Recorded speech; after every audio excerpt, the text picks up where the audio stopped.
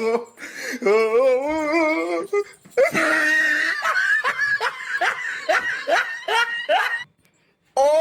my God!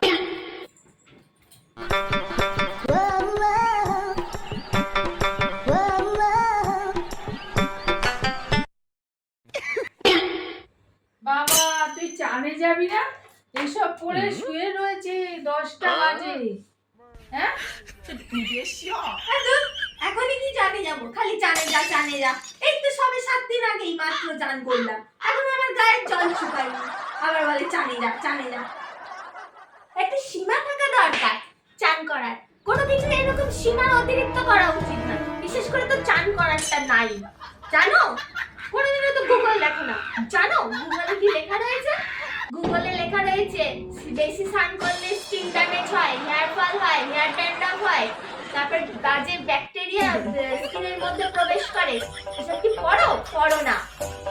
জানো শীতকালে তো 7 দিন পর পর স্নান করা উচিত, তাও ভাবা উচিত, করা উচিত এমনটা নয়। যত সব ব্যাড ব্যাকটেরিয়া আমার স্কিনের মধ্যে প্রবেশ করবে, আমার স্কিনটাকে ড্যামেজ করে দেবে। আমার স্কিনই, তোমার তো স্কিন না। তাও ভালো ব্যাকটেরিয়া হলে ভেবে দেখতাম। ছোটবেলায় আমার মা মেরে মেরে চামড়া তুলে দিয়েছে, এখন তুমি স্নান করে করে আমার চামড়া তুলে দেওয়ার ধান্দা করছো। অল্প শীত বলে তাও 7 দিন বাদে বাদে স্নান করার পরিকল্পনা করছি। এরপরে তো বেশি শীত পড়লে অনির্দিষ্টকালের জন্য পরিকল্পনা করব স্নান না করার। অনেক জ্ঞান শুনেছি, যা এবার স্নানে যা। আরে তুমি কি জানো স্নান করলে শীতকালে ইমিউনিটি কমে যায়? এই কি ধরনের অসভ্যতামি, এটা একটা ক্রাইম, তুমি জানো না? তুই গেলি না আমি অন্য ব্যবস্থা করব। গেলি? হ্যাঁ যাচ্ছি।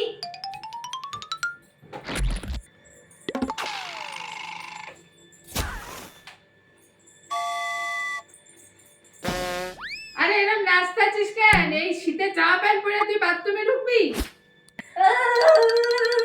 আরে না আমি ঠিক করে নেবো, বাইরে গিয়ে স্নান করবো। ভেতরে তো ঢুকে গেছি, এবার তো আমায় দেখতে পাবে না, এবার তো আমার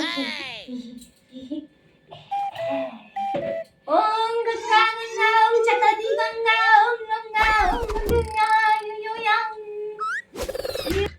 গঙ্গা গঙ্গা। আসছে বছর শীতে আবার চান করবো, আমাকে ক্ষমা করে দাও। ওম গঙ্গা গঙ্গা। ঠিক আছে বাবা, গামছায় মুছতে মুছতে পারি মুছতে পারবি না। Huh?